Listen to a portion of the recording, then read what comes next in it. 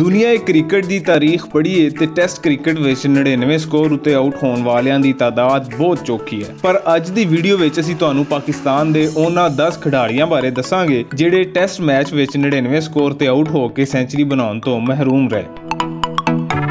Nervous 99 ਦਾ ਸ਼ਿਕਾਰ ਹੋਣ ਵਾਲੇ ਹਰ ਪਾਕਿਸਤਾਨੀ ਬੈਟਸਮੈਨ ਬਾਰੇ ਤਫਸੀਲ ਨਾਲ ਗੱਲ ਕਰਾਂਗੇ। ਪਹਿਲਾਂ ਤੁਸੀਂ ਪਾਕਿਸਤਾਨ ਵਿੱਚ ਪੰਜਾਬੀ ਦੇ ਸਭ ਤੋਂ ਵੱਡੇ ਮੀਡੀਆ ਗਰੁੱਪ ਦਾ YouTube ਚੈਨਲ ਸਬਸਕ੍ਰਾਈਬ ਕਰ ਲਓ ਤਾਂ ਜੇ ਸਾਡੀ ਹਰ ਵੀਡੀਓ ਵੇਲੇ ਸਿਰ ਤੁਹਾਨੂੰ ਉਪੜਦੀ ਰਹੇ।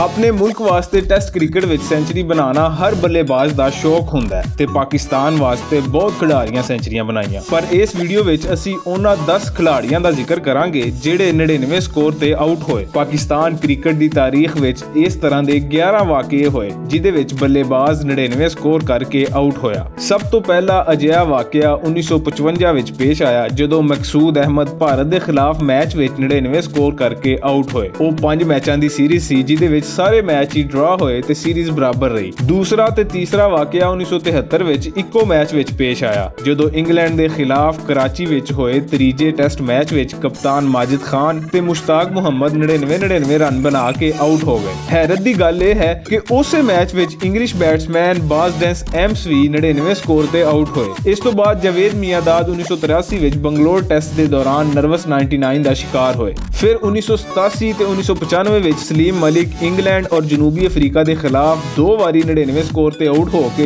ਇਕਲੌਤੇ ਪਾਕਿਸਤਾਨੀ ਬਣੇ ਜੋ 2 ਵਾਰੀ ਨਰਵਸ 99 ਦਾ ਸ਼ਿਕਾਰ ਹੋਏ। 9 ਨਵੰਬਰ 1995 ਨੂੰ ਆਸਟ੍ਰੇਲੀਆ ਵਿੱਚ ਆਮਰ ਸੁਹੇਲ, ਮਾਰਚ 2002 ਵਿੱਚ ਸ੍ਰੀਲੰਕਾ ਦੇ ਖਿਲਾਫ ਲਾਹੌਰ ਟੈਸਟ ਅੰਦਰ ਇੰਜ਼ਮਾਮੁਲ ਹਕ ਤੇ 17 ਅਕਤੂਬਰ 2003 ਵਿੱਚ ਜਨੂਬੀ ਅਫਰੀਕਾ ਦੇ ਖਿਲਾਫ ਆਸਿਮ ਕਮਾਲ ਵੀ ਨਰਵਸ 99 ਦਾ ਸ਼ਿਕਾਰ ਹੋਏ। ਹੁਣ ਵਾਰੀ ਇਹ ਪਾਕਿਸਤਾਨ ਟੈਸਟ ਕ੍ਰਿਕਟ ਦੇ ਕਾਮਯਾਬ ਤਰੀਨ ਕਪਤਾਨ ਤੇ ਮੌਜੂਦਾ ਹੈੱਡ ਕੋਚ ਮਿਸਬਾਹੁਲ ਹਕ ਦੀ। ਉਹ 15 ਜਨਵਰੀ 2011 ਨੂੰ ਵੈਲਿੰਗਟਨ ਟੈਸਟ ਵਿੱਚ 99 ਸਕੋਰ ਤੇ ਕਲੀਨ ਬੋਲਡ ਹੋ ਗਏ। ਮਿਸਬਾਹੁਲ ਹਕ ਆਪਣੇ ਟੈਸਟ ਕੈਰੀਅਰ ਦੇ ਆਖਰੀ ਮੈਚ ਵਿੱਚ ਵੈਸਟਇੰਡੀਜ਼ ਦੇ ਖਿਲਾਫ 99 ਸਕੋਰ ਤੇ ਨਾਟ ਆਊਟ ਰਹਿ ਕੇ ਤਾਰੀਖ ਦੇ 6ਵੇਂ ਬੈਟਸਮੈਨ ਬਣੇ ਜਿਹੜੇ ਟੈਸਟ ਕ੍ਰਿਕਟ ਵਿੱਚ 99 ਸਕੋਰ ਤੇ ਨਾਟ ਆਊਟ ਰਹੇ।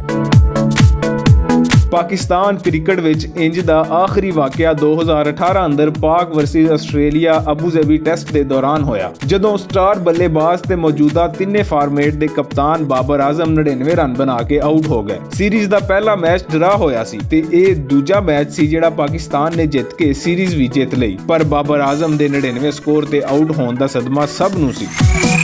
99 ਇੰਚ ਦਾ ਫਿਗਰ ਹੈ ਜਿਸ ਤੇ ਆਊਟ ਹੋਣ ਉੱਤੇ ਅਕਸਰ ਮੁਖਾਲਫ ਟੀਮ ਦੇ ਤਮਾਸ਼ਾਈ ਵੀ ਖੁਸ਼ੀ ਦੀ ਬਜਾਏ ਦੁੱਖ ਦਾ ਇਜ਼ਹਾਰ ਕਰਦੇ ਨੇ ਕਿਉਂ ਜੇ ਕਿਸੇ ਵੀ ਬੱਲੇਬਾਜ਼ ਵਾਸਤੇ ਸੈਂਚਰੀ ਦਾ ਮੌਕਾ ਗਵਾ ਦੇਣਾ ਬਹੁਤ ਵੱਡਾ ਨੁਕਸਾਨ ਮਿਥਿਆ ਜਾਂਦਾ ਹੈ। ਇਸੇ ਕਰਕੇ ਆਖਦੇ ਨੇ ਭਈ ਕ੍ਰਿਕਟ ਬਾਈ ਚਾਂਸ ਹੈ।